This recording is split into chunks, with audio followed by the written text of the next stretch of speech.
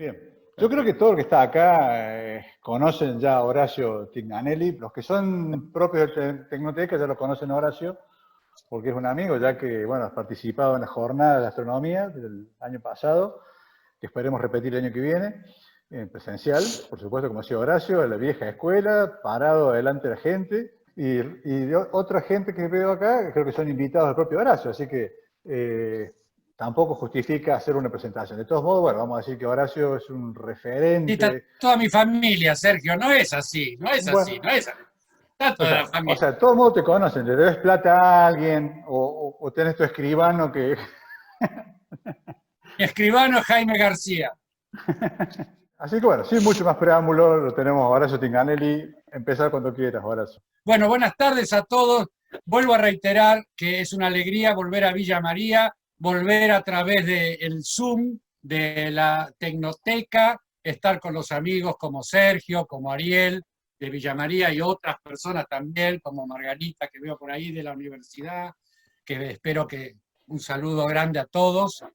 Y les agradezco mucho la presencia y reitero lo que hablábamos en off, el interés por los temas de historia de la ciencia, en particular de historia de la astronomía, que es un tema que ayuda mucho a entender la astronomía en sí misma, entender el proceso de la ciencia y que sería interesante que haya más personas dedicadas a ello, porque habría posibilidades de trabajo y, insisto, la historia de una disciplina forma parte de la disciplina y por lo tanto goza de todas las posibilidades que tiene el desarrollo de la disciplina en sí misma, ya que la historia es parte de ese desarrollo.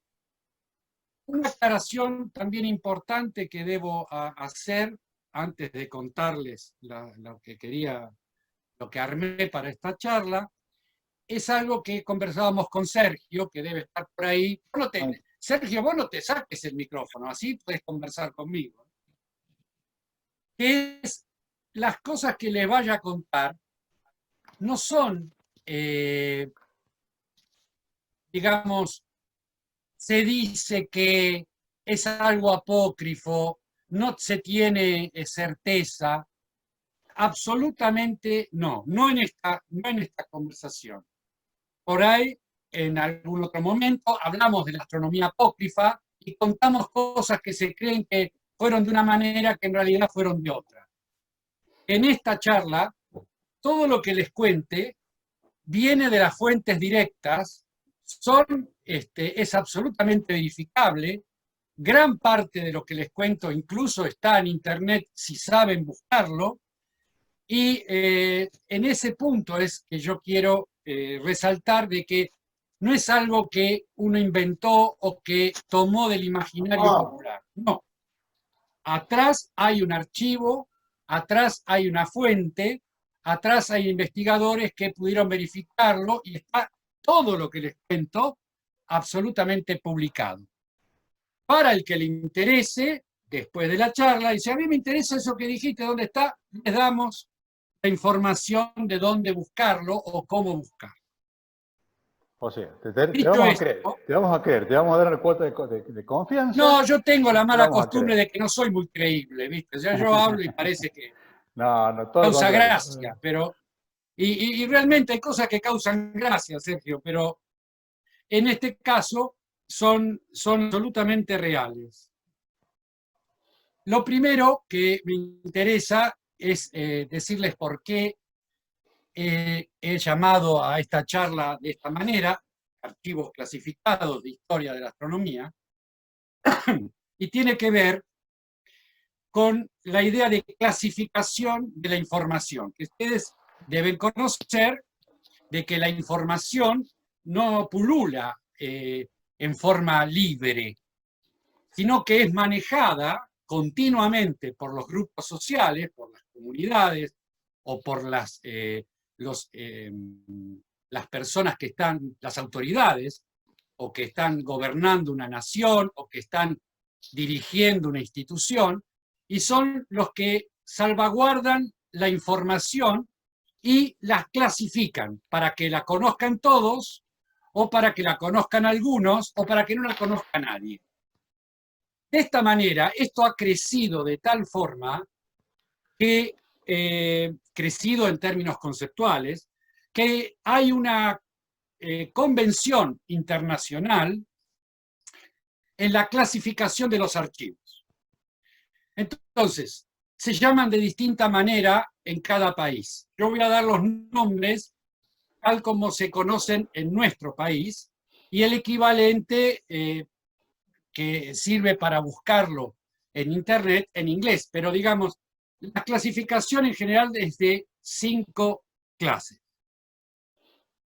La primera son los unclassified, o sea, los que no están, los archivos que no están clasificados. No existe eso sin clasificar. Si no está clasificado, no es una clasificación.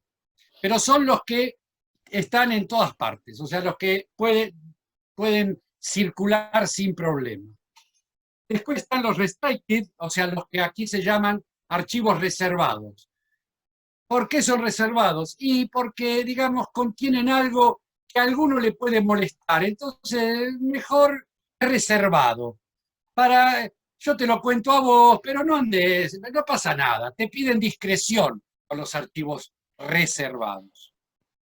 Después están los archivos confidenciales. Ahí sí. Ahí se piensa que el contenido de la información de esos archivos puede herir la sensibilidad de alguien o de un grupo, entonces es mejor que sea confidencial, o sea que solamente se van a compartir en cierto ámbito y bajo ciertas circunstancias. Más allá de lo confidencial, están los archivos secretos. Los archivos secretos son esos que tienen esa información que no puede andar en la calle, que no puede conocer el hombre común, que no puede conocer el estudiante mientras está estudiando. No, el archivo secreto solo las autoridades, porque puede generar una conmoción en la sociedad en que se entere de esto. Empezamos a esto por les ahí. llaman los... claro, no, empezamos por ahí. No. Después están los que en Argentina se llama ultra confidencial, no, ultra secreto y confidencial. Se llama en Argentina lo que en las películas de James Bond aparece como top secret. Esa son archivos que tienen información que solamente los grandes jerarcas o las autoridades máximas pueden manejar. Que son esos archivos que uno cuando espera conocer el presidente de Estados Unidos cuando asume. Ahí tiene acceso. Nadie más que él. Lo mismo pasa en este país. Los top secret son los archivos que contienen información que podrían causar una conmoción en la sociedad. No en un grupo, sino total. O sea que son información que no debe revelarse. Bien. Entonces, los archivos sin clasificar, los reservados, los confidenciales, los secretos y los ultra secretos. Bueno, por eso empezamos. ¿Listo? Entonces. No. Vamos a empezar por lo que hay que empezar. Los archivos que dar ejemplos de cuál es esta información astronómica que pulula, que por ahí no se conoce mucho, pero algunos lo conocen, pero que es fácil de encontrar y que que fue la primera mano de los historiadores de la ciencia. Lo que primero se encontraban, las fuentes primarias, diría Cynthia Elias. O sea, las fuentes que están ahí posibles de agarrar rápidamente. Lo leo en una estela babilónica, en un papiro que quedó, o en las notas de este sabio que se murió y dejó arriba de la mesa. La primera cosa que puedo encontrar. Entonces aquí, astronómicamente, hay muchos archivos que yo podría haber elegido, porque seguramente, pero elegí algunos interesantes. Por ejemplo, ¿quién no conoce a Herschel, ¿no? A William Herschel, este hombre que descubrió Urano, que realmente hizo un aporte a la astronomía extraordinario, que realmente ha hecho un culto de la observación astronómica, un observador de la gran flauta. Y hay cierta información de Herschel que no es muy común. No está clasificada, pero no muy común. Entonces yo elegí una. Herschel tenía una manía por la observación, no era solamente un gran observador. No quiero afectar a nadie de los que está escuchando, pero era un maníaco. Si no observaba, se ponía muy mal. Y lo hacían cantar y qué sé yo, pero el tipo odiaba la lluvia, odiaba las nubes. Y estaba desesperado. Poder llevar una noche al Herschel a la cama era un logro para la esposa, porque estaba todo el tiempo con una manía de observación. Esta manía con los años creció a tal punto de que cuando ya era un señor grande, que por suerte vivió muchos años, sufría mucho porque su salud no le permitía hacer observaciones. Así todo se las ingeniaba, pero en general no podía. Entonces, hay un relato de su hijo, que también es astrónomo, que es muy interesante y que no es muy común el conocerlo, que es que en el jardín de su casa le colgaban de un árbol un planeta de madera y le colocaban el telescopio en su silla, que estaba medio postrado, para que despuntara el vicio. Así, el viejo se la pasaba estudiando un planeta ficticio en sus ratos de ocio. Y le llamaba mucho la atención al bueno de Herschel de que era un planeta que él tenía que informar, porque se veía de día, de noche, a la tarde, a la mañana, siempre se veía, y que no podía entender cuáles eran las fases, porque eran totalmente ridículas, no coincidía con nada de lo que estaba viendo. ¿Estaba siempre en el mismo lugar, aparte del planeta? Siempre en el mismo lugar. O sea, no era Siempre estaba planeta, quieto ahí. no era Era maravilloso. el concepto errante de planeta, ¿viste? Sí, pero planeta. La idea de planeta era algo, para Herschel sobre todo, era algo tan noble que él podía entender. Si llegaba a decir que había encontrado eso, se armaba un lío bárbaro, pero estaba filtrada la información de Herschel, porque también, no sé si también saben, Herschel, tenemos una imagen de Herschel, no digo para que le vean la cara al viejo. Herschel también tiene varios escritos sobre los habitantes de la Luna, ¿no? Porque para él en la Luna había gente, había bestias. Ese Herschel, un tipo extraordinario, que tuvo algunas ideas bastante interesantes, ¿no? O sea, él decía que en la superficie del Sol había una civilización que tenía agricultura, ganadería, y que las manchas solares eran como tubos a través de las cuales se podía llegar a ver, había que enfocar bien el telescopio, que se podía llegar a ver a toda esta gente. Bueno, esto es información que está en todas partes. La verdad, no está clasificada. Ya que pusiste a Lincoln, me gusta Lincoln, sí, sí, porque cuántas cosas se conocen de este expresidente de Estados Unidos, de muerte trágica y de aparentemente una gestión excelente, no sé. A mí lo que me interesa de Lincoln es que este abogado es el primero que hace una tesis astronómica, porque Lincoln estaba fascinado por la astronomía e hizo una tesis sobre las fases de la Luna para su grado de abogado. ¿Cómo es eso? Bueno, él descubrió que la cantidad de robos aumentaba los días de luna nueva. O sea, cuando había luna nueva, salían todos los chorros, porque nadie los veía, quedaban parados en la oscuridad. Entonces hizo la tesis de que había que explicar la fase de la luna y cómo eran y por qué a todos los policías y cómo había que iluminar para evitar los robos. Esto lo hizo estudiar astronomía elemental, pero estudió astronomía y hizo una tesis sobre astronomía. Pueden sacarlo a Lincoln, ya lo conocemos, pobrecito. Un amigo me interesa también Lincoln, porque solía hablar de astronomía con un carpintero hecho astrónomo. Todo esto sin clasificar, ¿eh? O sea, todavía no llegamos a ninguno clasificado. Sacalo a Lincoln, que me mira, me siento... ¿Saco la presentación, Horacio? Sí, sí, sacala. Me vas a volver loco. No, ya está, Lincoln. Lincoln solía hablar con un astrónomo que se hizo muy famoso después, pero que era un carpintero que no quería ser carpintero. No como Jesús, ¿eh? Este quería ser astrónomo. Y hizo todo lo posible y llegó a entrar como ayudante y después demostró una pericia observacional extraordinaria.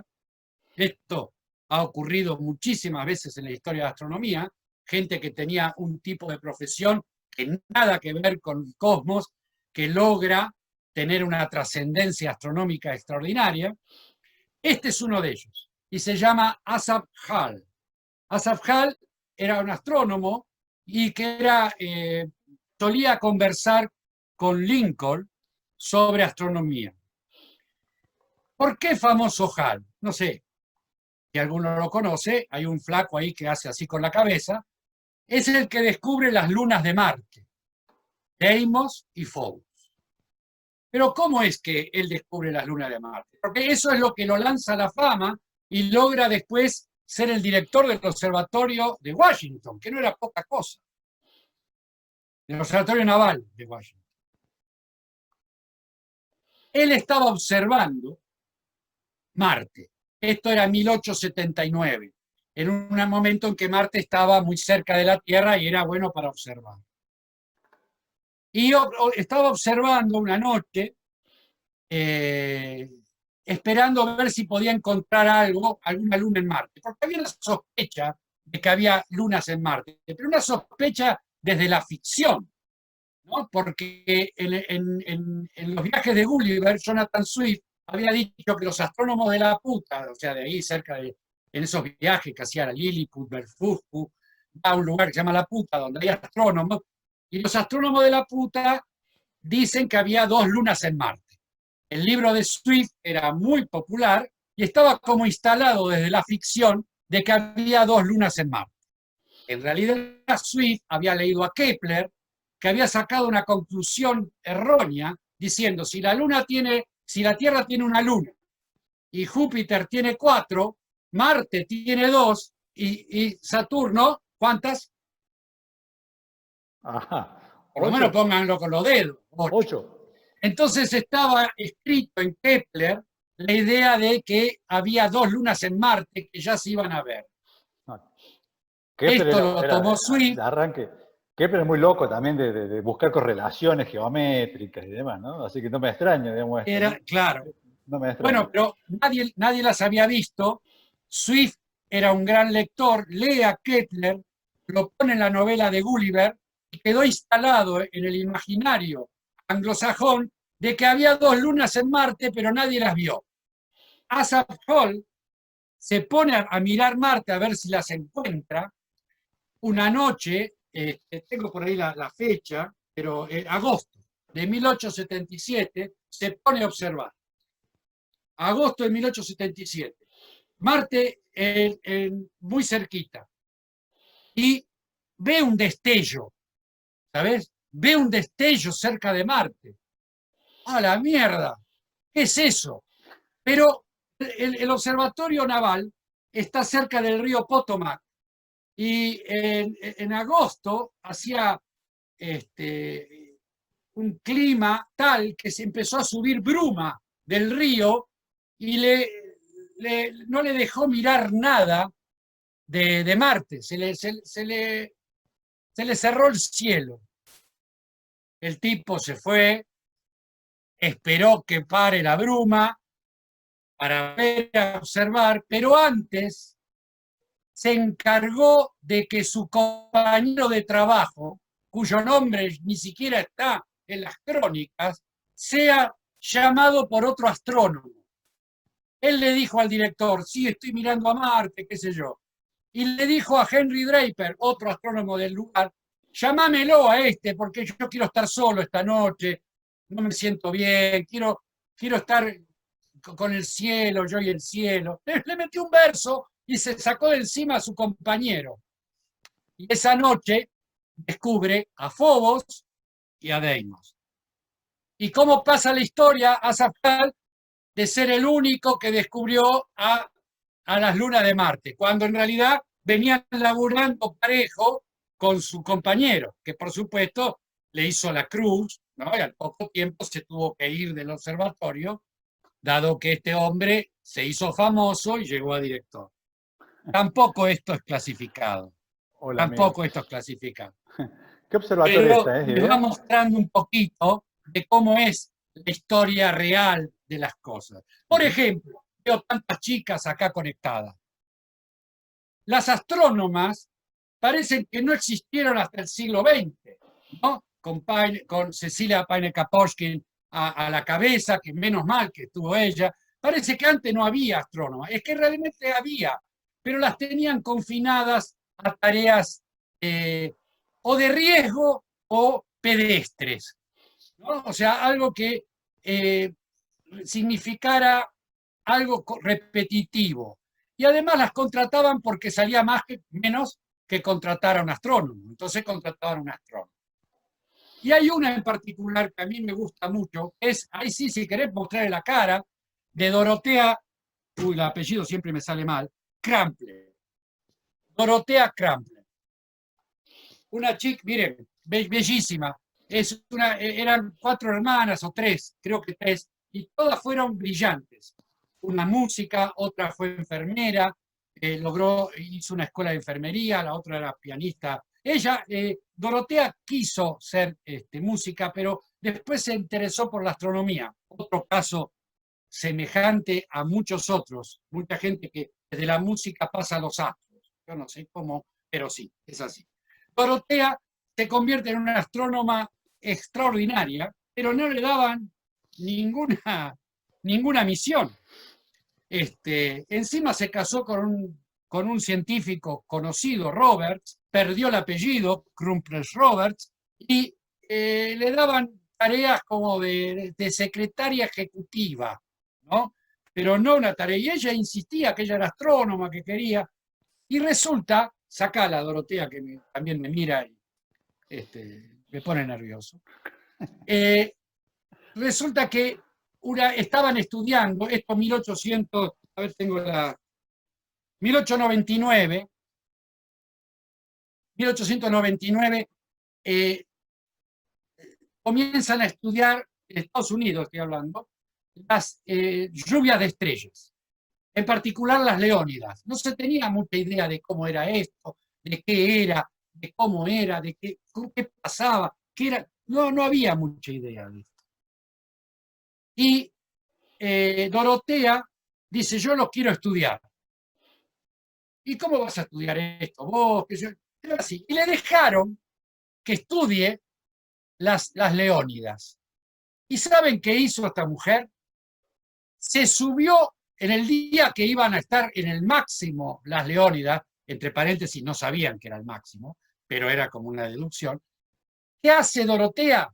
Se sube a un globo aerostático para observar las leónidas desde afuera de la superficie terrestre. Y, por supuesto, fue un fracaso la observación, no le sirvió para nada, se mareó, se le movía el telescopio, tenía prismático, no invocaba una, no podía dibujar, un lío bárbaro. Pero se convirtió, fue un fracaso. Y en todos lados no lo dicen, pero fue un fracaso total. Pero se convirtió en la primer astrónomo, o sea, no es un tema de género, que observa, que hace una observación celeste encima de la superficie terrestre. O sea, la primera observación aérea del cielo la hizo esta mujer y sentó las bases para hacer observaciones celestes subiendo de la superficie en un globo, ¿no? O sea, y todavía esperamos, los historiadores, que algún globo de observación astronómica le pongan Dorotea, porque realmente se lo merece. Sí, Y realmente. todavía no estoy hablando de activos clasificados. Digo para los que se están sumando. Sería el nombre muy apropiado para un telescopio espacial, realmente, ¿no? Es interesante, es Sí. interesante. Ella no hizo mucha cosa más, pero el marido murió joven, tenía mucho dinero, y hay muchos premios que instaló Dorotea para motivar el desarrollo de la astronomía. Es una persona muy interesada en la ciencia que sufrió mucho las cuestiones de género, mucho. Bueno, tengo más archivos desclasificados, pero me imagino que ya querrán conocer al menos algunos archivos restringidos, ¿no? Top secret. Esos que no pululan tanto. No, el top secret es el último. Vamos a los restringidos. Bueno. Para eso estamos acá. Elegí dos. Uno que tiene que ver con Calixto III. Por favor, ¿pueden mostrar a Calixto III? Sergio. Usted lo pide. No se asusten. Usted lo pide, usted lo tiene. Ahí está. Ahí está. Calixto III, Papa. El Papa Calixto III, que era un tipo de español, de Valencia. Fue el Papa 209. Le podemos jugar una vez que uno lo nombra el Papa, le podemos jugar a Quinela. ¿Y de qué? ¿Por qué se hace famoso Calixto III? Porque estamos hablando de siglo XV, ¿no? O sea, a caballito, entre el 14 y el 15. Y él fue papa 3 años nada más, pobrecito, pero en 3 años dejó su impronta. Sacame al papa que me está mirando mal. Su intención del papa era ser popular, ¿no? Y ganarse adeptos. Y una de las medidas que por ahí lo van a encontrar rápidamente es que fue el que dijo: nos equivocamos con Juana de Arco, la quemamos y eras inocente. Fue el que dijo la bula papal de Calixto III. ¿Vieron cómo Juan Pablo II dijo: nos equivocamos con Galileo? En realidad tenía razón el viejo. Bueno, este dijo: uy, la quemamos a la pobre y no tenía nada que ver, pobrecito. Bueno, eso es por lo que lo van a encontrar. Pero hay algo astronómico en Calixto III. ¿Cómo? Con razón duró 3 años. No, duró 3 años porque se murió. O sea, bueno. No, pobre, si no hubiera seguido. No, los papas no son derrocados. El tipo estaba embrutecido en conquistar Constantinopla. En ese momento estaba en manos de los turcos. Entonces organizó una cruzada, don Calixto III, y llamó a los alemanes, españoles, franceses, a todo el mundo a que vayan a pelear para reconquistar Constantinopla. Y sucedió que hubo una gran batalla, estoy mirando la fecha, 14 de julio de 1456, en Belgrado, donde realmente el ejército papal destruye a los turcos. Entonces se envalentonan y se van hacia Constantinopla y los hacen pelota. No queda nadie. Quedan 2 o 3 sobrevivientes, como en las películas, no queda nadie. Y los 2 o 3 que volvieron a hablar con el Papa, le refirieron a todos que cuando estaban haciéndolos mierda, se vio un cometa esa noche en el cielo, enorme.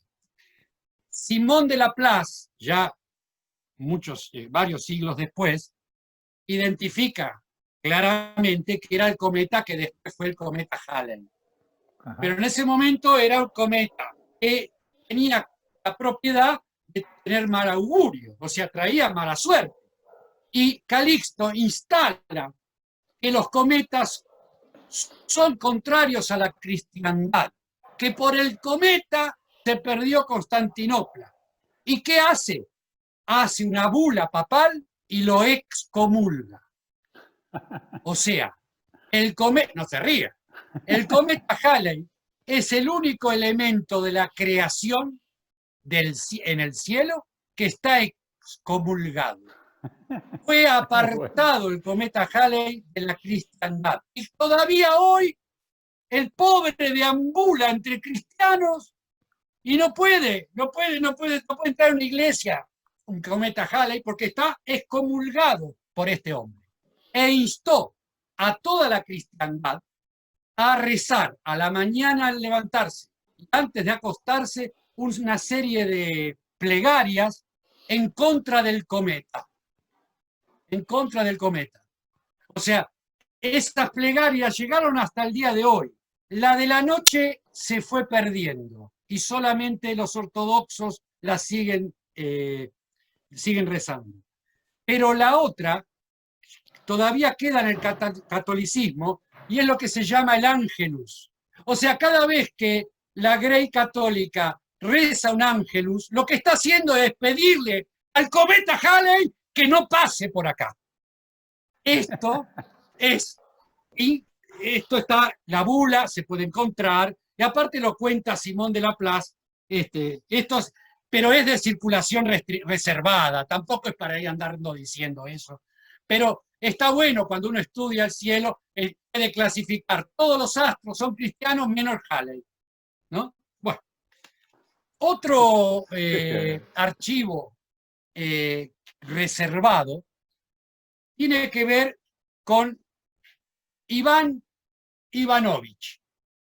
Iván Ivanovich.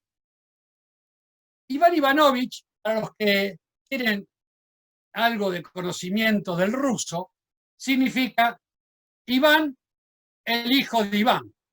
Algo así como Juan, el hijo de Juan.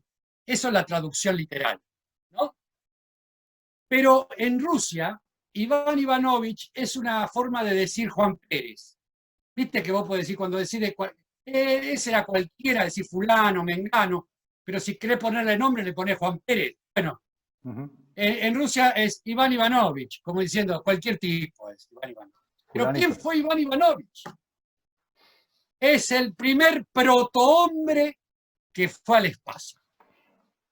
Es decir, ustedes saben que yo no voy a estar contando las andanzas de Yuri Gagarin, eso está en todos lados y son bastante interesantes.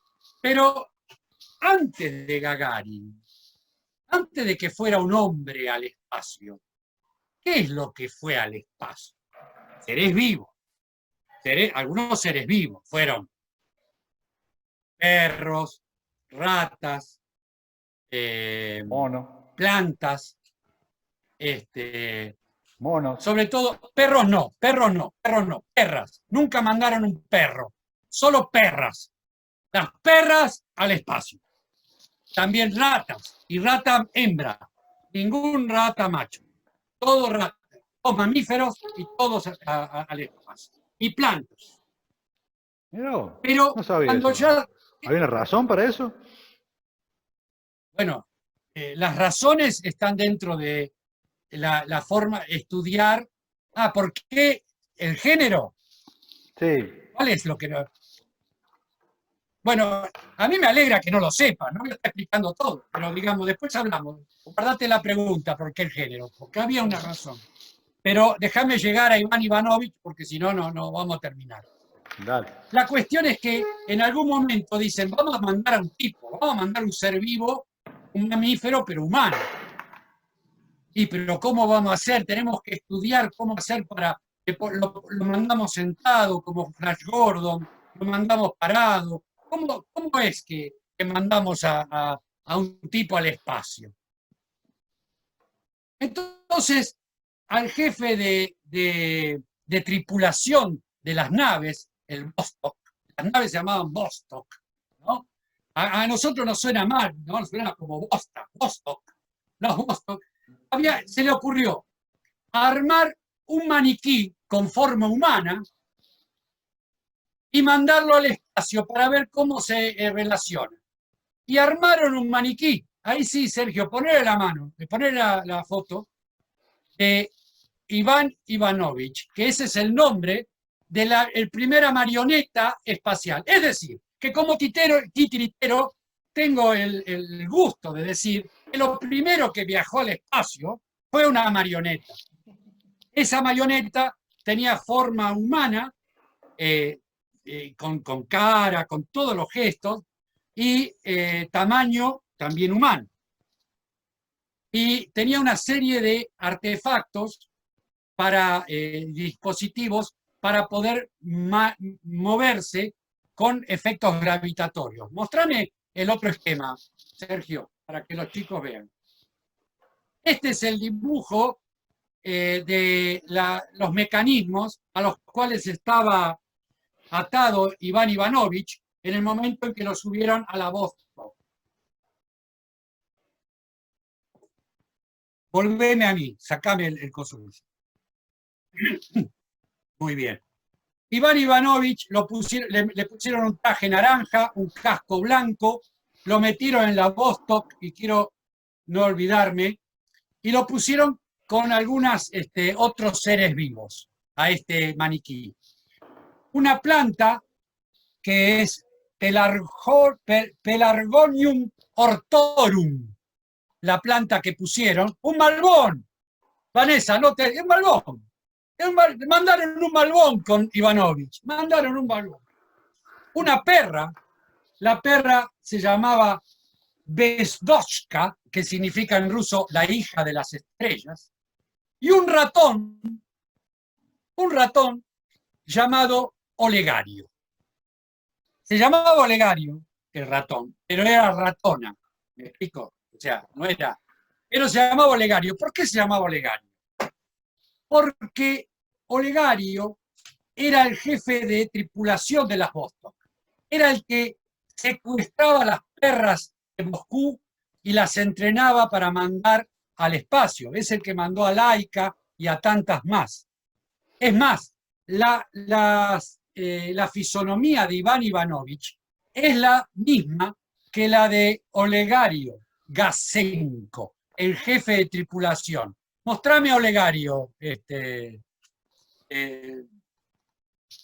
Sergio. Sergio, ahí estás, ahí está. Ahí tienen, con dos perritas que van a viajar antes de mandarlas al espacio. Ese es Olegario Gasenko. Y con esa cara hicieron a Iván Ivanovich, y con su contextura física, porque en el fondo se esperaba, creo que Olegario esperaba que lo mandaran a él. Era imposible, pero él en el fondo quería, y como él tenía la responsabilidad de la tripulación, cuando construyeron al bueno de Iván Ivanovich, lo hicieron igualito. Aún hoy, en el Museo del Cosmos en Moscú, está Iván Ivanovich y está con la cara de Olegario al lado. Pero no se dice mucho esta otra cosa. El mecanismo, lo que no, sacame ahí. Bueno, perdón, se pasó. Volvé a mí. Esas dos perritas son las hijas de una perrita que viajó al espacio, las que se ven. Una de ellas se la regaló, ¿cómo se llama el presidente ruso?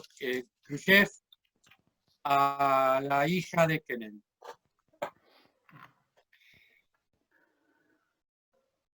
El mecanismo de Iván Ivanovich tenía una palanca especial que en una rotación completa de la nave levantaba una pierna para patear al perro, para que el perro no extrañara su relación con su adiestrador, Olegario. O sea, el desgraciado de Iván Ivanovich no solamente se llevó un perro a la muerte, sino que lo estuvo cagando patada durante toda la travesía. Esto es reservado, no es para andar diciéndolo mucho, pero es bueno saberlo, ¿no? Muy bien. Yo no sé cómo andamos de tiempo. Acá Eduardo me hace señas de que me está siguiendo, pero vamos estamos bien. Algo confidencial. ¿Qué les parece? Arrancamos tarde, así que tenemos tiempo todavía. Tranquilo. ¿Qué les parece si hablamos ya de archivos confidenciales? O sea, nos Top metemos secret. con algo más. Los top No, secret. no, top secret es lo último. Y si nos quedamos sin tiempo, yo quiero top secret. Vamos a confidencial. Ya que pusiste a Galileo, les voy a contar un archivo que es confidencial también de Galileo, pero que bueno, ya es hora de que la gente sepa. A nadie, ahí está el Galileo, perdóname, papá, ¿viste? O sea, porque digamos, perdóname, pero lo voy a tener que contar. Tiene una cara como diciendo, ¿por qué contás esto? Pero bueno, resulta que a nadie, no vamos a descubrir nada, si todos saben que Galileo, vení a mí, Sergio, todavía no, vení a mí. Eso es. Saben que Galileo usó el telescopio por primera vez. O sea, y descubrió un montón de cosas. Entre ellas, algo relevante como son las lunas de Júpiter. Ahora, muy lindo todo, pero ¿quién quería un telescopio? Además de que había que instalar que era lindo usarlo y que era bueno usarlo, más allá de la ciencia, ¿para qué servía? Y Galileo necesitaba dinero. ¿Cómo hago yo para encajarle esto al duque de Venecia? Más allá del placer de mirar el cielo. Entonces se le ocurrió, porque era Galileo, una mente brillante, que podía usar las lunas de Júpiter para determinar la longitud en la Tierra. Es decir, mirando cómo las lunas, al moverse alrededor, desaparecen detrás del planeta y aparecen, tomando esos tiempos y haciendo unos cálculos bastante elementales, se puede encontrar la longitud de un punto en la Tierra, el punto donde está el observador mirando las lunas de Júpiter. Esta situación era fantástica para los navegantes, que al salir con los barcos tenían dificultad para saber dónde estaban. Podían conocer la latitud, pero no la longitud.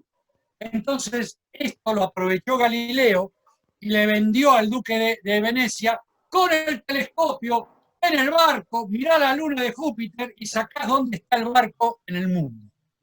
Maravilloso. Compró todo el mundo. Pero había un detalle.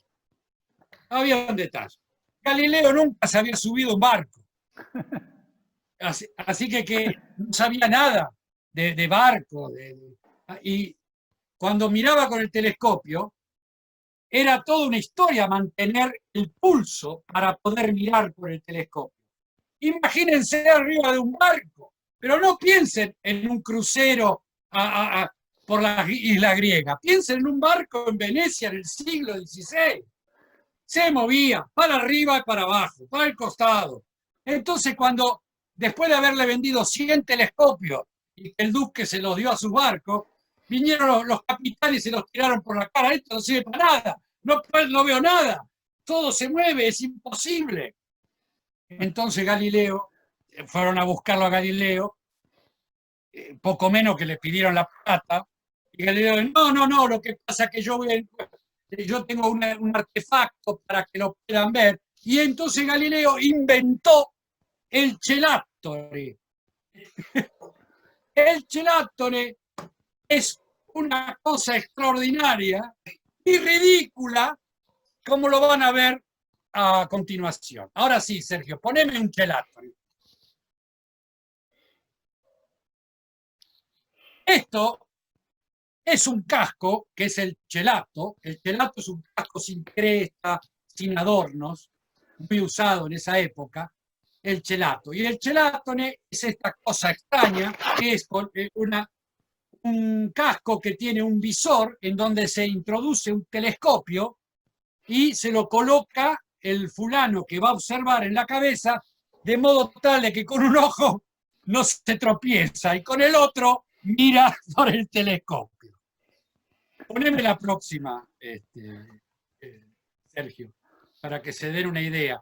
Acá tienen una estatua de un fulano de la época con el celattone en la cabeza, para poder mirar el cielo. Y ustedes dirán, ¿y con esto es lo mismo? No, porque en la cubierta del barco uno puede compensar un poquito el movimiento para arriba y para abajo, ¿no? O sea, como si piensen, si dijeran que sí con la cabeza, entonces compensan un poquito el movimiento del barco con la cabeza. Eso, palabra de Galileo. El Cheratone entonces compensa ese movimiento. Pero ¿cómo compenso el bamboleo del barco? Entonces Galileo entonces inventó el jacuzzi astronómico. Podés la próxima. Este es otro, este es un Cheratone de la época. Acá está, el Cheratone, no, ese que pusiste recién, Sergio. ¿Qué es lo que dice Galileo? En el barco, en la cubierta del barco, ponen una palangana grande de madera, bien esférica, agarrada a la cubierta del barco. Adentro la llenan de aceite. Y adentro ponen otra palangana, también esférica, un poco más chiquita. Y entonces el fulano con el Cheratone se mete adentro. Se mete adentro y mira la luna de Júpiter. Y entonces, con la cabeza compensan declinación, ¿no? O en altura. Y el jacuzzi, al moverse la báscula sobre el aceite, va a compensar los movimientos de estribor a babor. Esto, dame la próxima, Sergio. Este es un dibujo que forma parte de un video hecho hace muy poco tiempo por el Museo Galileo, donde la gente ahora ya ha desclasificado este archivo, porque saben a dónde lo mandaron a Galileo con esto, ¿no? Porque, digamos, no funcionó ni ahí. Pero hay un Cheratone construido por él que se guarda en el museo, y ese señor con el Cheratone puesto es hoy una estatua que muestra cómo era la idea de Galileo con esto. La cuestión es que se llevó su telescopio, no pudo vender nada, no sabía qué hacer con esto, y menos mal que hizo otra cosa, porque si no, este es un archivo que no hace mucho fue desclasificado. Esto era bastante confidencial porque fue un fracaso rotundo y una de las primeras amonestaciones serias que tuvo el bueno de Galileo.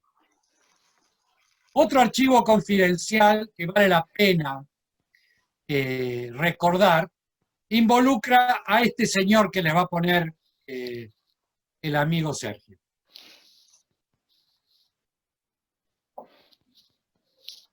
Que seguramente todos conocen, con esa cara de bueno, me imagino que lo conocen, ¿no? Es Tomás Alva Edison. Sí, sobre todo los fanáticos de Tesla lo conocen, ¿viste? Ay, me imagino. Vení conmigo porque no hay más fotos. El bueno de Edison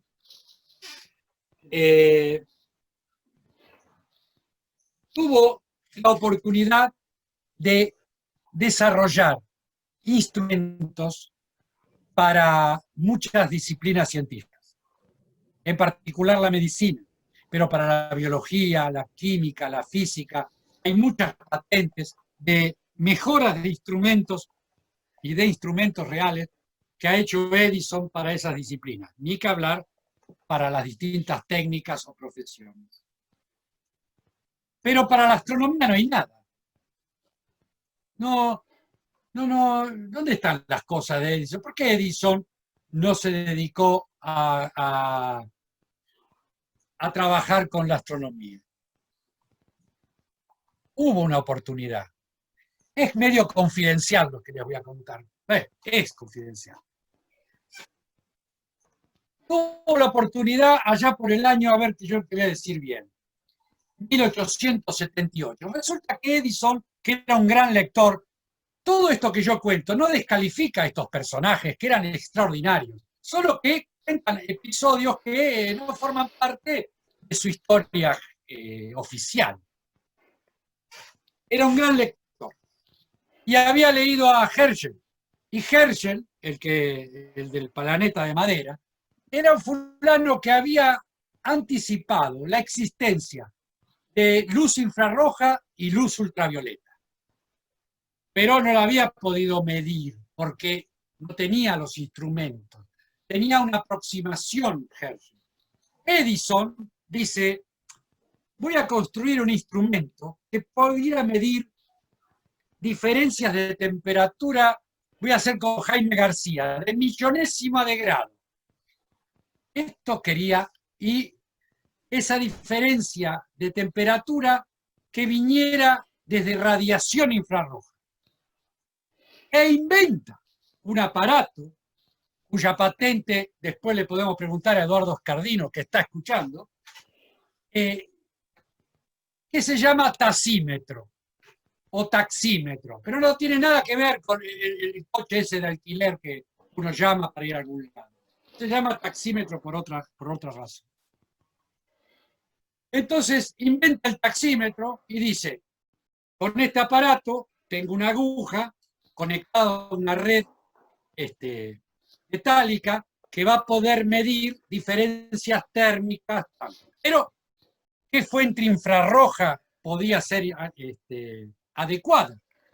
Entonces tenía un amigo, que voy a buscar el nombre porque no me quiero equivocar, que se llamaba Baker, exacto, George Baker, de la Universidad de Pensilvania, que le dice, pero Tomás, podés usar el eclipse de sol.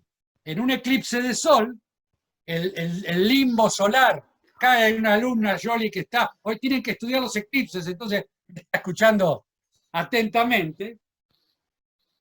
En el eclipse, el disco solar está tapado, la radiación que llega es menor y se puede captar radiación infrarroja. ¿Te parece? Dice Edison. Sí, sí. Y además sería un lujo para los astrónomos que vos participaras de la observación de un eclipse de sol y con un aparato nuevo. Y lo convencieron al viejo. Pero no por eso, lo convencieron porque estaba a un par de días de donde él vivía y tenía que viajar en tren. Y como a él le gustaba viajar en tren, dijo que sí. El eclipse fue el 29 de julio de 1878. La zona de centralidad, de oscuridad, donde se vio es en la ciudad de Rawlins, en Wyoming.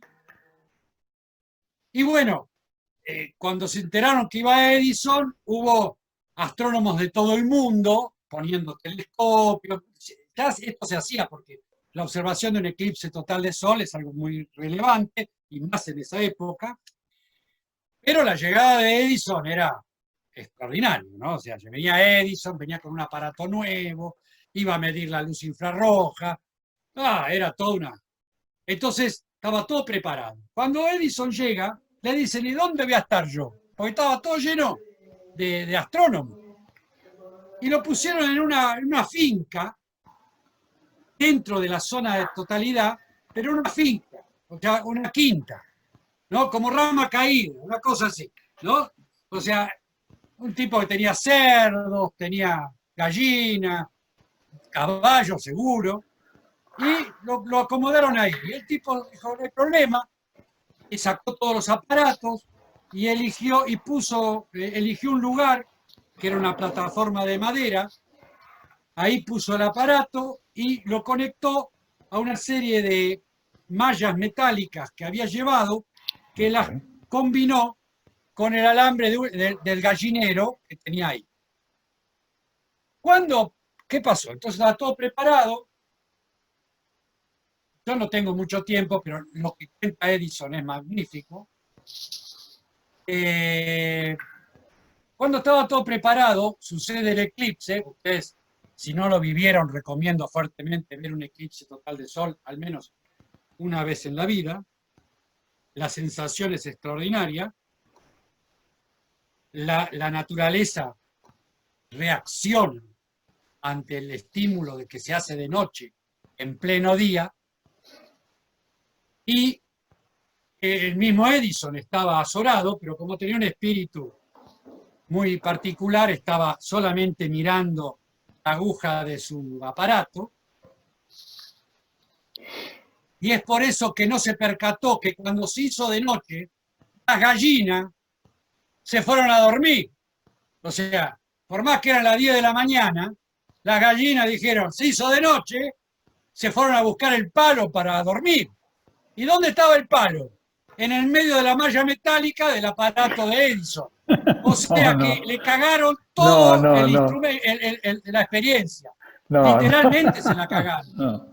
Porque el calor del cuerpo de la gallina y de los excrementos era más fuerte que la temperatura que podía medir con el tasímetro.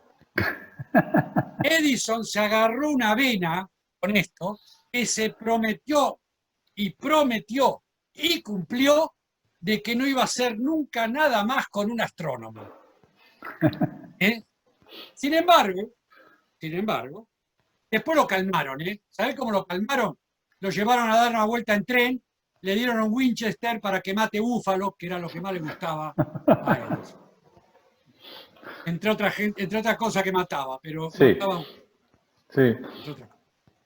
Pero la Scientific American observó tiempo después, dice que el taxímetro, estoy leyendo directamente la Scientific American, algo así, teniendo en cuenta que el taxímetro es afectado por una extensión de ondulaciones etéreas mucho mayor de alas que puede reconocer la vista humana, no tenía ni idea de qué pasaba, y por lo tanto es muchísimo más sensible, existen probabilidades de que sea capaz de abrir regiones del espacio hasta ahora inaccesibles y tal vez extender el límite del conocimiento aéreo en la misma medida como lo ha hecho el telescopio con respecto a la visión natural.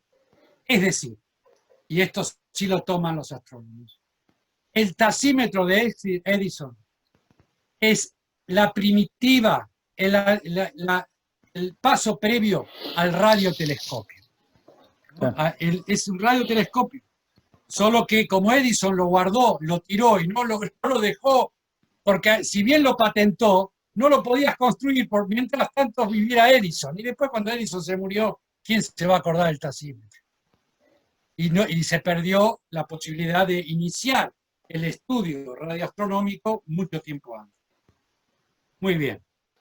Ahora sí, ya pasamos los archivos confidenciales, vayamos a algunos archivos secretos. ¿Qué le Top parece? secret, top secret. No, top secret. Oh, No. ufa, ufa. Vamos a los secretos. Archivos que realmente son secretos. Bueno, dale. Poneme al de Rulos, que te gusta a vos.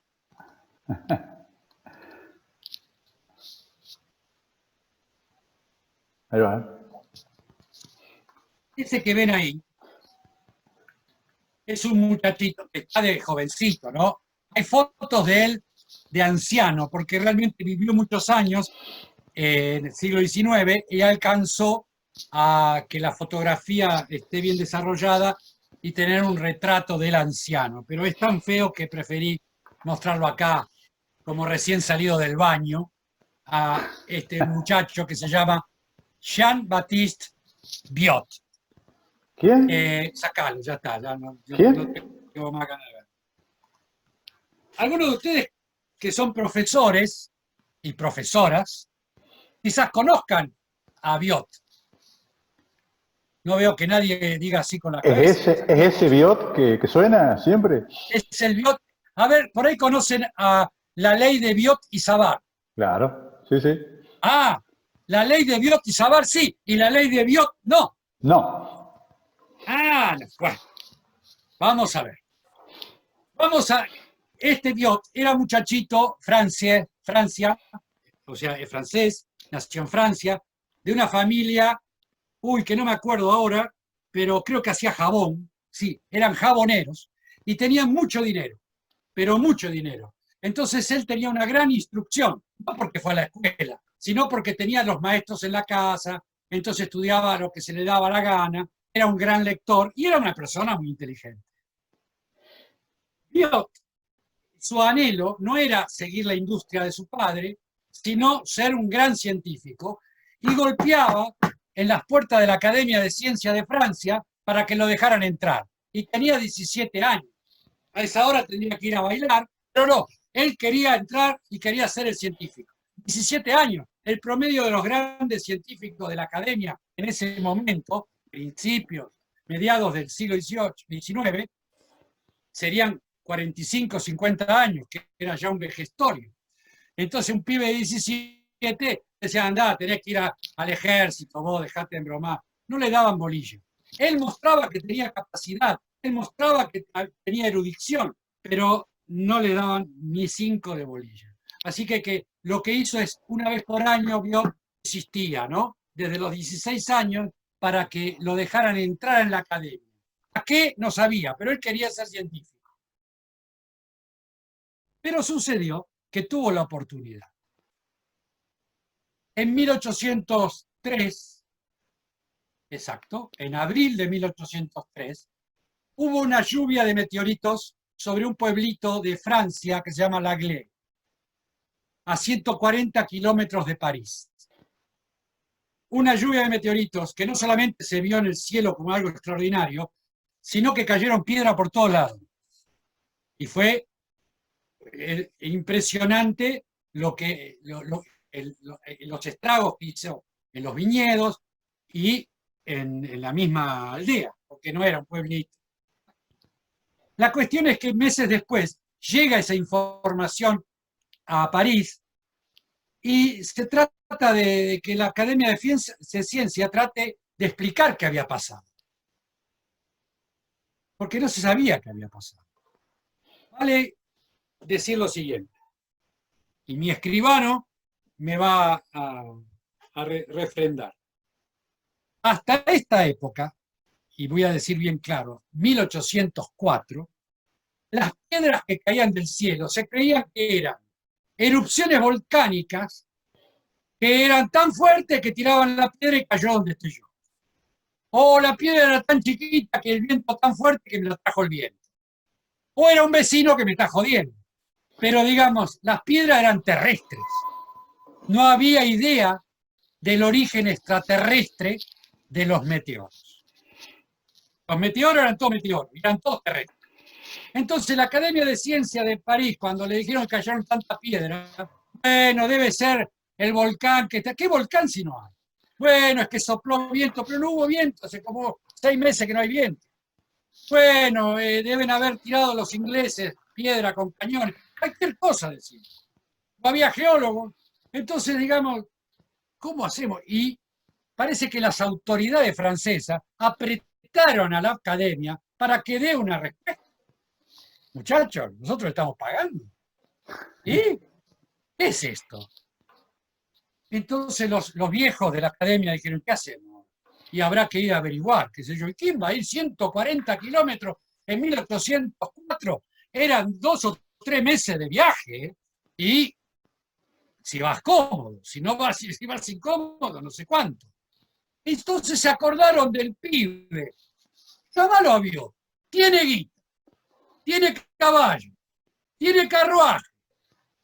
Es un tipo que habla bien, que tiene ganas de investigar. Mándalo a él. Jamás había hecho nada de astronomía, sabía de la piedra. Lo llamaron a Biot, Biot fue, le dijeron, mire, si usted quiere entrar en la academia, tendrá que pasar por esta prueba. Debe indagar qué pasó en L'Aigle. ¿Y qué pasó? No sabemos. Ni le dijeron que habían caído piedras. Claro esto, ¿no? De paso, Sergio, voy a insistir por si alguien se anotó ahora. Todo esto está publicado. El informe de Biot existe. Está desclasificado hace poco tiempo, pero Es el existe. paper. No es el paper, es el informe a la academia y es su entrada a la academia. La ley de Biot y Savart vino después, porque le puso la guita a Biot a Savart y le montó un laboratorio. La ley de Biot y Savart tendría que ser la ley de Savart, pero como la plata la puso Biot, es la ley de Biot y Savart. Pero bueno, el tema es que si alguno de ustedes ha visto la película, ¿cómo se llamaba la película? El jinete sin cabeza, con Sí, Johnny Depp. sí, sí. Bueno, ¿Vieron el personaje de Johnny Depp? Un tipo que va en un carruaje con un maletín con dos boludeces adentro, a no saber qué, a descubrir. Eso era Biot. Es exactamente Biot. Más o menos la misma edad, más o menos la misma época. No tenía otra cosa que dos lupas, una pinza. ¿Qué tenía? Nada. ¿Me entendés? Y un carruaje con buenos caballos y se fue ahí Biot hacia L'Aglet. Muy bien. Y mientras dijeron, algo había pasado en L'Aglet y no sabía qué. Y mientras estuvo en viaje, recogió algunos testimonios. Empezó a anotar. Lo tengo acá. Un mensajero que había recorrido de Brest a París y pasa por L'Aglet, un mensajero, un charqui, ¿cómo se llama? Esos que... Sí, un charqui. No, Sí, sí. chasqui. Un chasqui. Le declaró haber visto en el cielo una bola de fuego justo sobre la zona donde él iba, que había visto una bola de fuego. Y él anota, bola de fuego. Y hace un dibujito, como se le ocurre que puede ser una bola de fuego. En su vida había visto una bola de fuego. Es más, ninguno de los que está acá habrá visto jamás una bola de fuego. Bolas, sí. Fuego, sí. Bola de fuego, no. Pero él hace la bola de fuego que después apareció en todos los libros durante décadas como sinónimo de un meteorito. Un verdulero de Alessón, que está ahí nomás de Glé, le contó que en el momento que sucedió esa bola de fuego, que le contó el otro, hubo un alboroto en el supermercado tan grande que la gente, que no sé, que la gente se asustó tanto que no se pudo escuchar bien las cosas los sonidos que hizo eso que explotó. Entonces él anotó, explotó, hizo ruido, bola de fuego. Ah, mierda, ¿qué es esto?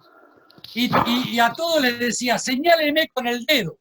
Y todos le decían, así, así. Y él anotaba, sabía los puntos cardinales. Este me señaló hacia el este hacia el noreste, este hacia acá. Y todo con distintas alturas. Y él anotó todo. Él anotó todo.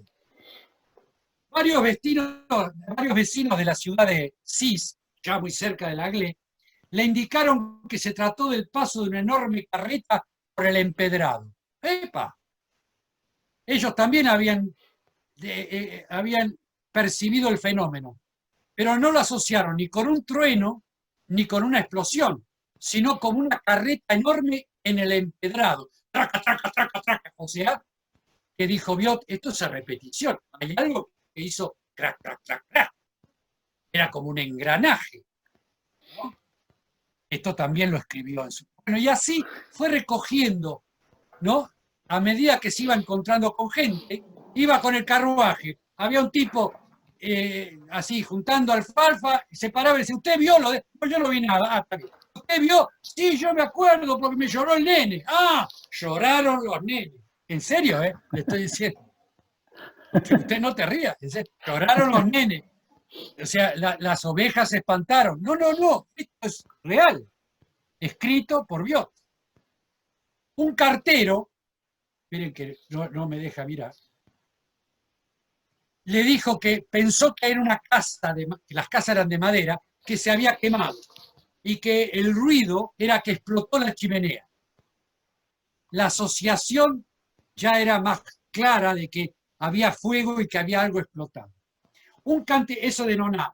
En Merlot, un cantinero dio testimonio de que vio un grupo de caballos que se espantaron por el ruido y fue tan fuerte el espanto que subieron unos arbustos. Entonces Biot anotó, los animales se espantan. O sea, algo que ocurrió hizo espantar a los animales. Y algo que le llamó la atención es que todos los pobladores, sobre todo de Saint-Chambour, donde está adentro L'Aglet, el pueblito, coincidían en que eso que él había ido a investigar coincidían en la misma fecha y la misma hora. No es que todos dijeron, no, todos dijeron la misma fecha, la misma hora. O sea que el tipo tenía a esa hora, en esa fecha, en el cielo hubo una cosa que explotó y que, bueno, algo así. siguió adelante. Escribió, vio, la explosión parece ser la consecuencia de la aparición de un globo inflamado que estalló en el aire. Más tarde, empezó a encontrar que le referían piedras humeantes que bajaron del globo. Entonces ahí recién se entera de que había sido un fenómeno que había arrojado piedras. Cuando él, su formación era tal de que no podía haber una piedra en el cielo. Entonces, ¿pero cómo es esto? Bueno. Pero acá juega el testimonio de un ciudadano de Langley que se llama Humphrey, cuyo testimonio pueden encontrar. Ese día Humphrey volvía con su carreta con la mujer y su nuera. Y resulta que de pronto oyen un ruido extraordinario, es este fenómeno, y ven que su casa, estalla. ¿No? Y dijeron, ¿qué pasó? ¿Qué pasó? ¿Qué es esto? Y cuando se acercan ven que la abuela está tirada en el piso.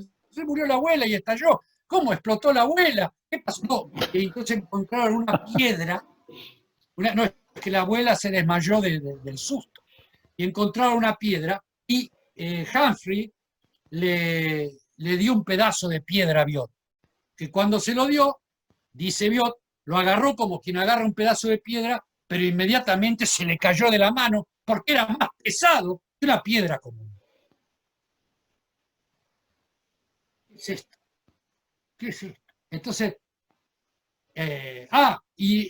fue tan fuerte el golpe de la piedra, cuenta Humphrey, que hizo brotar agua en Langley. 9 kilos tenía la piedra. Tiempo después, Biot mandó a un pedacito, le dieron un pedacito de piedra, mandó a hacer analizar la piedra por el químico Thenard, un tipo bastante conocido, y halló que estaba constituida por óxido, hierro oxidado, silicio y magnesio, un poco de níquel y azufre. Nada extraordinario, era una piedra rara, tenía un poco más de níquel de lo normal, pero era una piedra, no es que adentro tenía una cosa. Ahora, ¿de dónde sacó Biot que este era un fenómeno extraterrestre? Porque les voy adelantando que la ley de Biot hizo que él dedujera que el fenómeno que había ocurrido era un fenómeno celeste, que la piedra no era terrestre, era una piedra extraterrestre. Pero ¿de qué forma? ¿Por qué se le ocurrió? Piensen que inicia toda una rama de la astronomía Biot, en la astronomía extraterrestre. No existía la palabra extraterrestre. Existían otras palabras para indicar lo extraterrestre que vienen desde Aristóteles, pero no la palabra astronómicamente objeto extraterrestre. Y la inventa Biot para decir, acá este es un fenómeno terrestre de origen extraterrestre y las piedras no son de este planeta. Pero de ¿por qué? Este es el tema. Y la ley de Biot que justifica esa afirmación se llama ley del argumento moral. Anoten, esto sí, ley del argumento moral. Y les ley del argumento moral. Mira, dice así.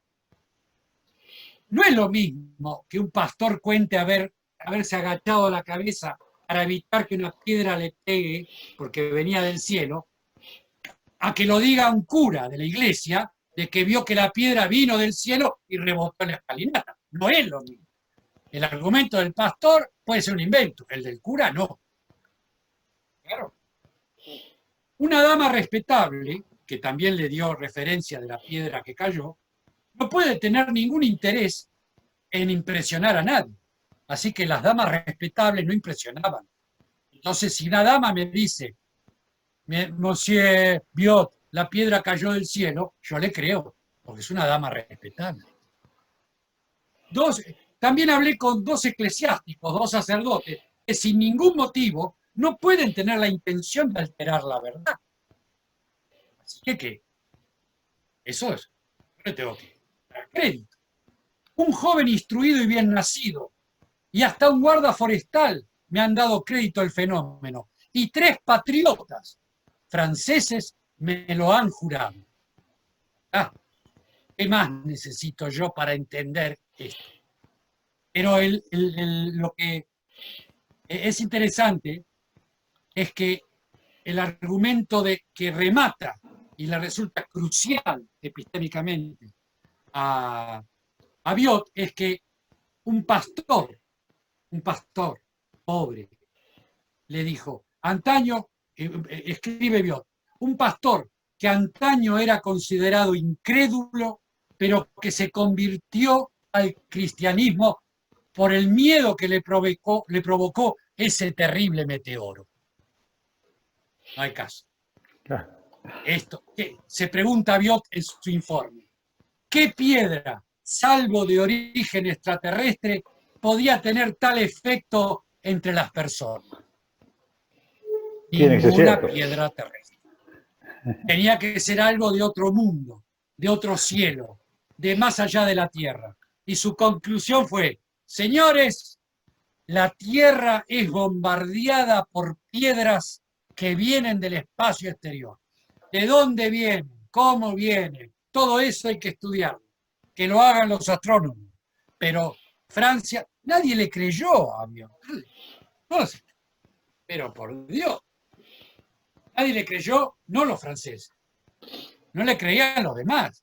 En Estados Unidos tardaron muchísimo en creerlo, porque decían que eran cosas de los franceses, no por Biot. Eran como la imaginación de los franceses. Pero los franceses aceptaron la ley de Biot, la ley de el argumento moral. Y es por la ley porque lo aceptan a Biot dentro de la Academia de Francia. No por haber encontrado el origen extraterrestre de los meteoritos. Y acá es donde les ruego piensen bien. Porque la ley que llamó Biot los argumentos morales no es más que el origen y lo supino del positivismo. Es el tema de, si me lo dice alguien que es patriota, es verdad. Si me lo dice alguien que cree que es creyente, es verdad. Si me lo dice una autoridad, es verdad. No importa que yo esté viendo otra cosa, que no vea nada. Si me lo dice la gente que sabe, es verdad.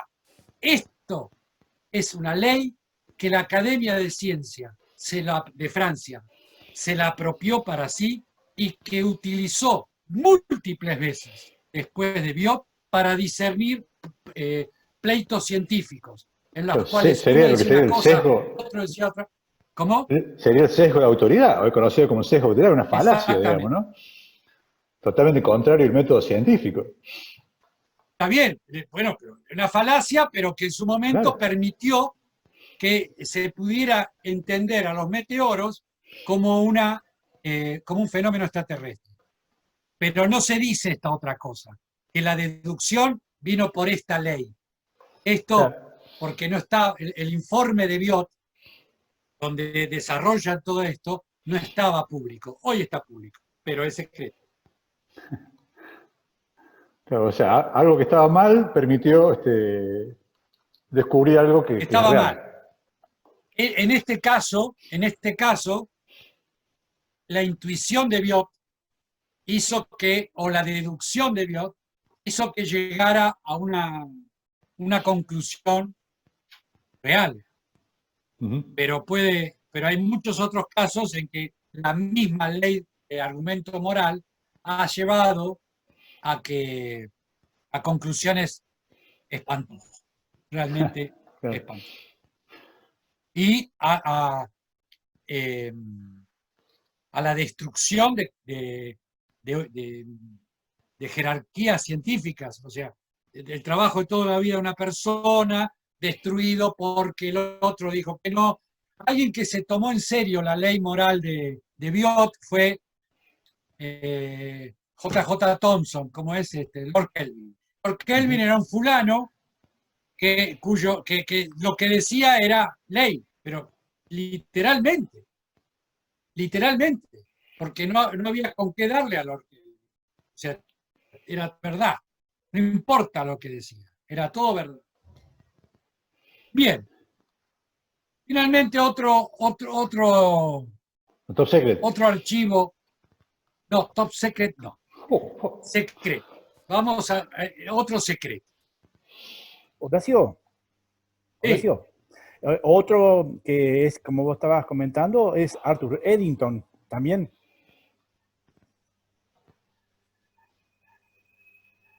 Eddington era muy orgulloso, pero no tenía, era muy orgulloso y muy soberbio, pero no tenía tan exacerbado el tema de la ley de argumentos morales como Kelvin.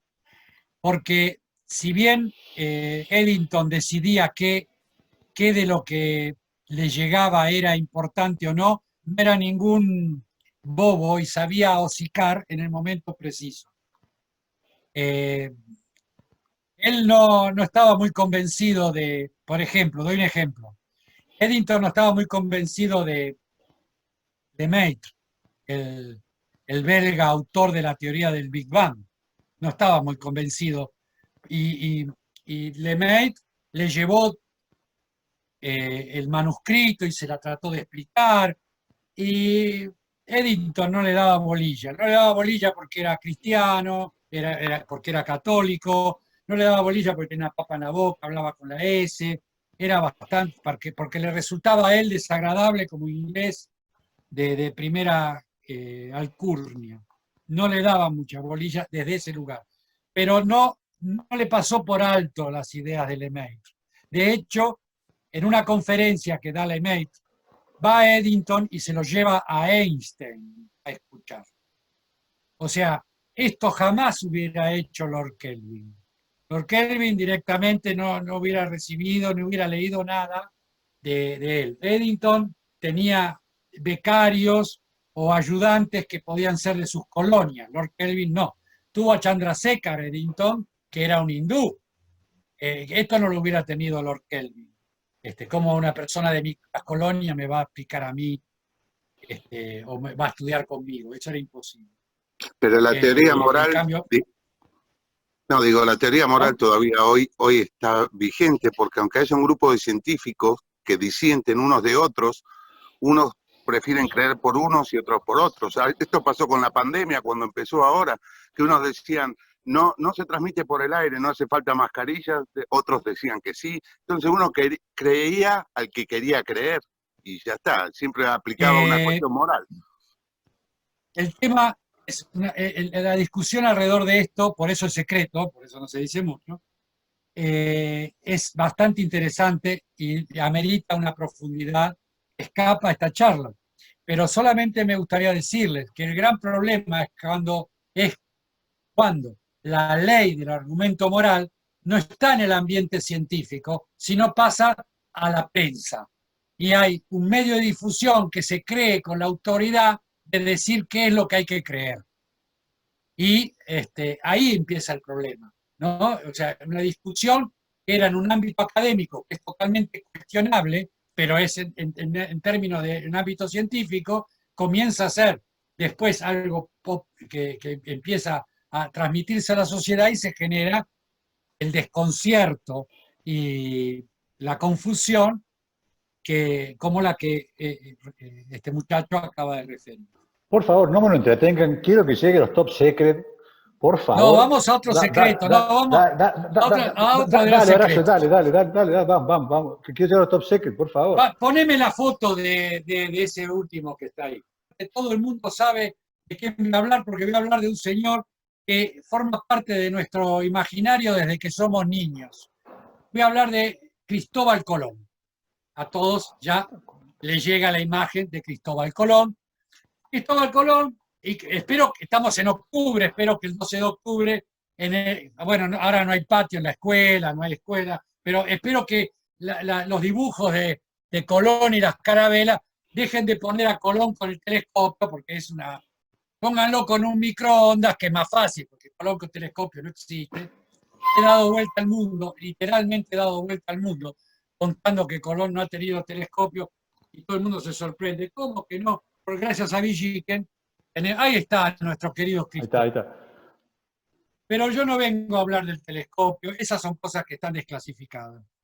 Vengo a hablar de algo que está todavía clasificado y que me interesa mucho. Eso, vos lo agrandás a color y me mira, y yo siento que me mira, que dice, ¿vas a contar eso? ¿Por qué vas a contar eso? ¿Viste? Me tengo como esa idea. Porque era secreto esto. Pero vale la pena contar. Señores, vayamos a Colón. Vení, sacame a Colón, que es... No, no, no, no, no. Mira cómo te mira, Colón, mira cómo te mira. Cristóbal Colón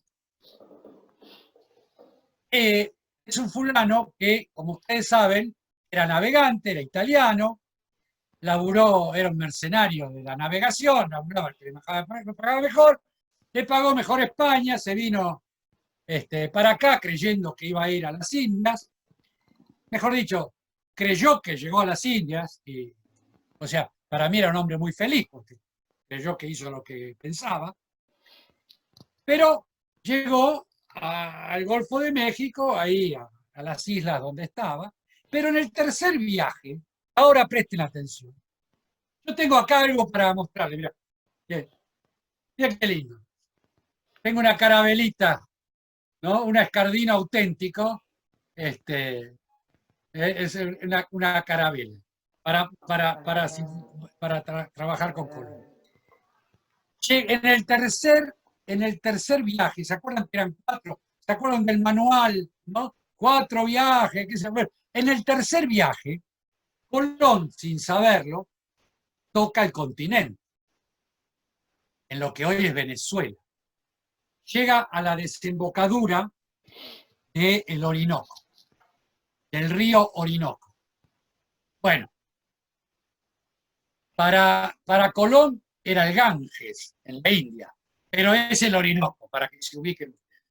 Si un día tienen la posibilidad de viajar y van a Venezuela, les recomiendo ir a ver en la desembocadura del Orinoco, porque es realmente un espectáculo extraordinario, la naturaleza así, exuberante. Imagínense hoy, en aquel momento era realmente... Y Colón llega ahí y ve las aguas que se abren en un delta con una vegetación de plantas gigantes, flores de colores que no conocía ni podía nombrar, y un montón de gente desnuda que lo miraba y lo saludaba, una cosa idílica. Colón estaba loco con eso. Y miraba todo. Imagínense ese hombre, ¿no? Que pocos días, un año atrás lo querían linchar los marineros, todos lo trataban de estúpido, ahora estaba frente a eso, se sintió reconfortado. Porque más allá de que eso era el Ganges, él dedujo de que esa agua cristalina que caía del Orinoco debía venir de montañas altísimas, que él ni siquiera podía mirar por cómo era el clima, pero que eso era algo maravilloso. Y entonces volvió a la Española, ni siquiera quiso bajar, volvió a la Española con el corazón palpitando, a escribirle a la reina y decirle, mi querida reina, no solamente, ahí le cuenta de las islas, ¿no? Pero dice, pero hoy encontré el paraíso terrenal.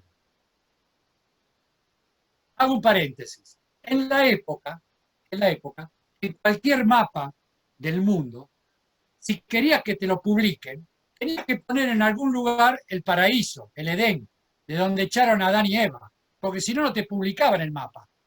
Y cada uno lo ponía donde se le daba la gana, total. Nadie sabe dónde estaba el paraíso terrenal. Pero estaba, en cualquier mapa del mundo tenía que estar. Y Colón, cuando vio eso, creyó que había llegado al Edén. Toda esa vegetación que nunca había visto, los colores que nunca había visto, toda esa gente esbelta, esos caribés, imagínate los indios caribés, 2 metros, de colores así bronceados, de esas mujeres así mulatonas, todo eso desnudo. Dijo, este es el Edén. Papá, llegué al Edén. Tiene que ver, vengan todos, tenemos el Edén. A ver si convencemos a Dios, y qué sé, no sé, algo. y le escribe a la reina diciéndole: encontré el Edén. Ahora, el tema es, ¿cómo le explico? Se dice Colón. ¿Cómo le explico a la reina que llegué al Edén? ¿Cómo le explico dónde está el Edén? A la reina, que por más reina era medio analfabeta, le leían las cartas y no había estudiado ciencia, sería muy cristiana, qué sé yo, pero ¿cómo le explico? Porque no es que en esa época existía un globo terráqueo para decirle llegué del otro lado. Los globos terráqueos, el primer globo terráqueo se construyó en 1506 y justamente para no tener el modelo que inventó Colón luego de este viaje. Porque para poder explicarle a la reina y decirle, mira, la Tierra no es esférica como dice Ptolomeo, no le podía decir todo eso. Es como una cosa blanda, porque digamos no tiene una forma muy... Es como una esfera, pero no es una esfera. Entonces, ¿qué hizo Colón? Dijo, la Tierra es como una teta, Su Majestad. La Tierra es una teta enorme. Mira, yo tengo una acá, ¿ves? A ver si la ven. ¿No?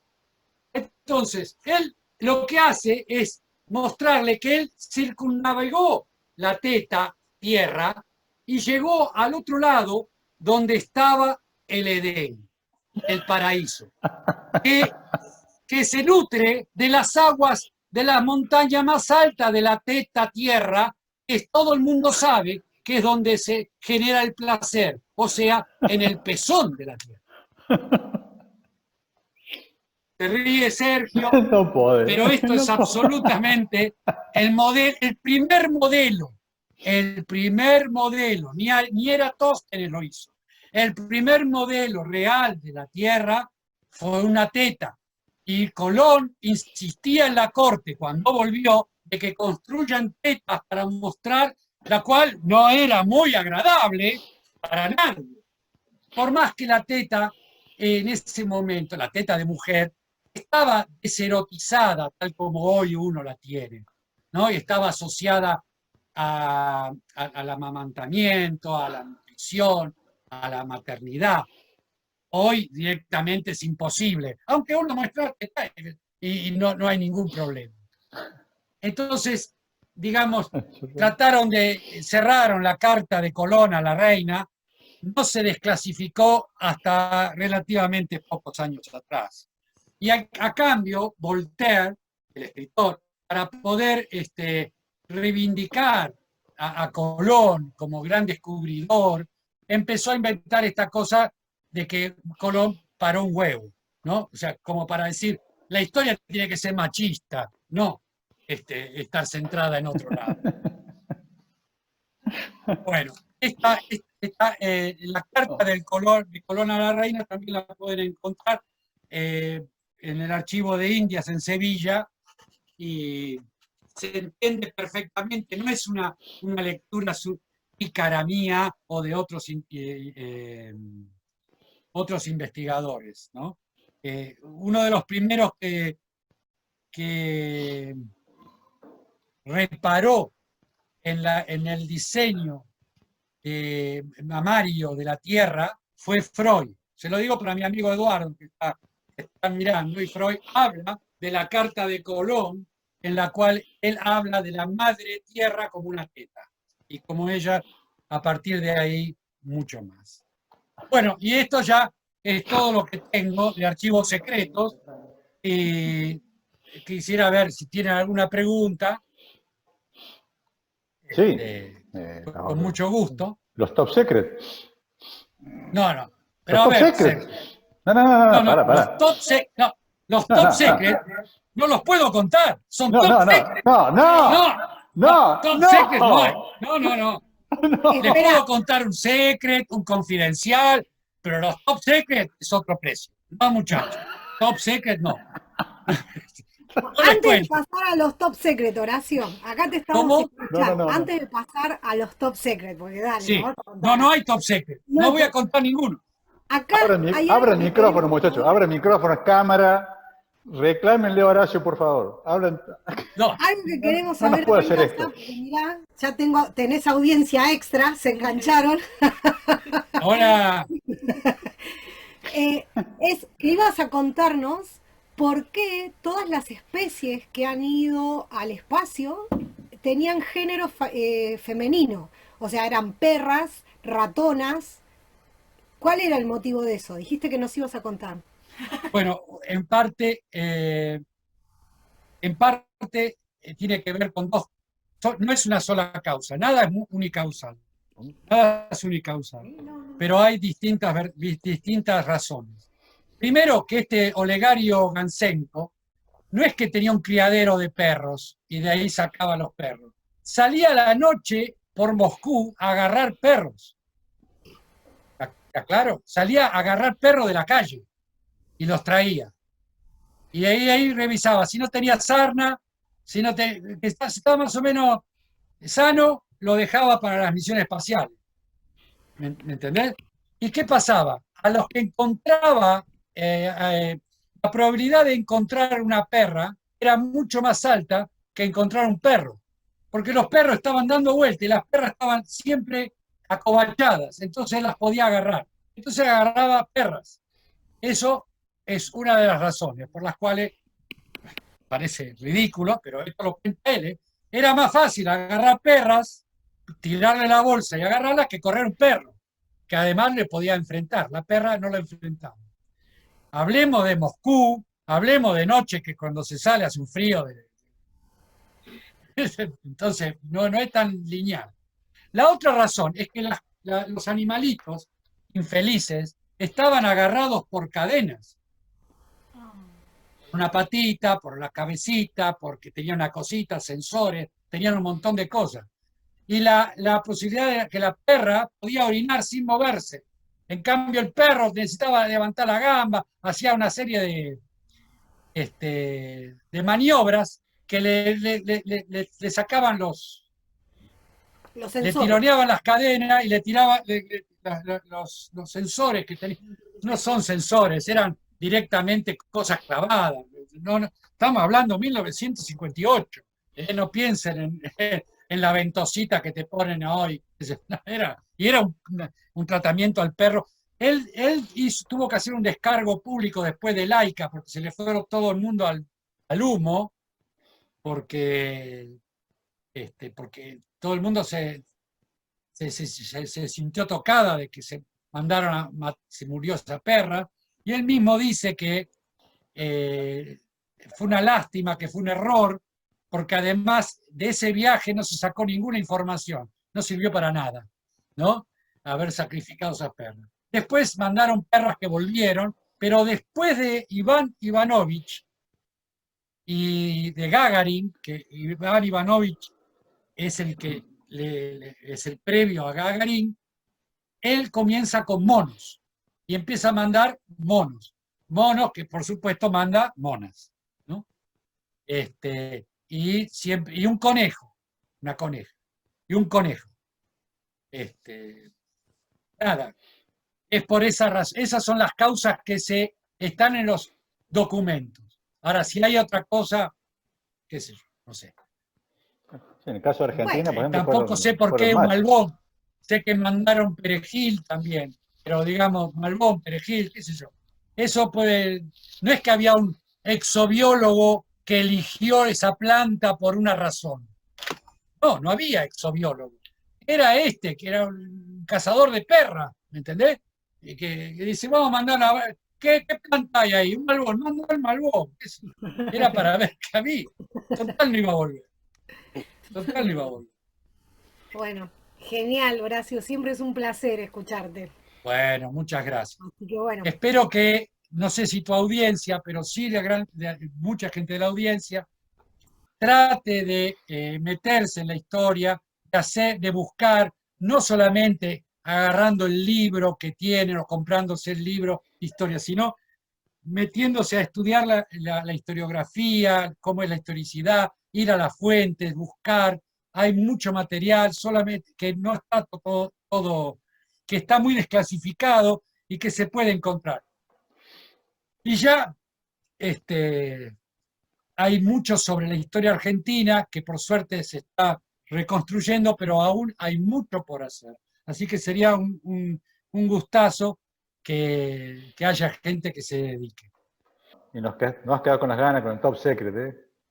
Qué Y dale, malo. no, pero es que no, es No, top no, no. secret. O sea, no estás Bueno, autorizado directamente.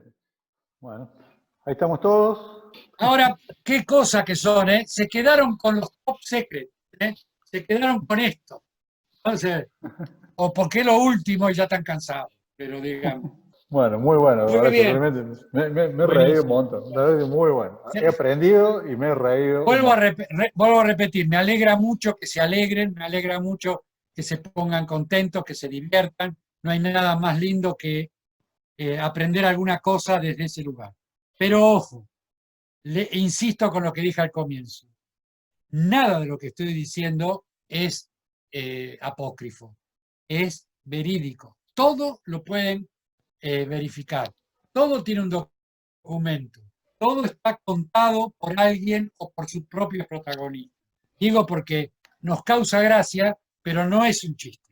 No, por eso te dije. Es una Por eso te parte dije, de la ciencia que es divertida. He aprendido y me he divertido un montón. Esto fue concretamente, fui poniéndole dos historias en el orden en que fueron desclasificándose, porque son historias que son clasificadas y hay otras.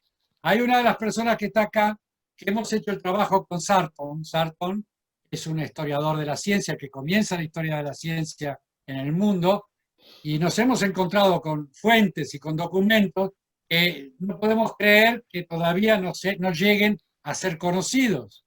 Y estamos hablando de personas de Sartre, que es como la primitiva de la historia. Todavía hay documentos que no están desclasificados. Decía Sergio que si me dejás, yo pediría que todos abramos el micrófono y le demos un fuerte aplauso, Sí. convertamos esto un poco en real, en vez de ser tan virtual, a esta charla tan linda que nos ha dado Horacio. Así que muchísimas gracias. Gracias, y Adolfo. yo empiezo con el aplauso. Muchas gracias. Muchas gracias. Muy lindo, muy lindo. Muy bueno. Nos vemos la próxima entonces. Bueno, gente, muchísimas gracias, en serio. Gracias por estar. Lo de Top Secret no va. Y queda con que una vez escucharon algo, pero ¿dónde está? En ningún lado.